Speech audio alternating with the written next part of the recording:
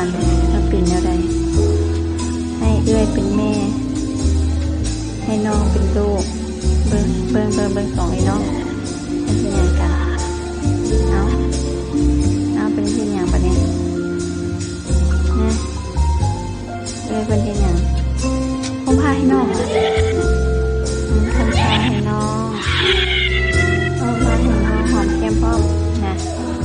หอมแก้มอีกบาทหนึ่งโอ้ยจะไม่ขาดเป็นทัดกันเนาะไม่ขาดเป็นทัดกันทักทายที่นะ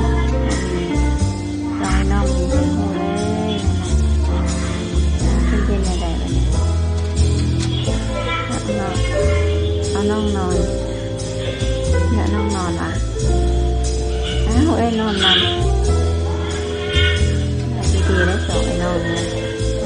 งามเพื่อนทัก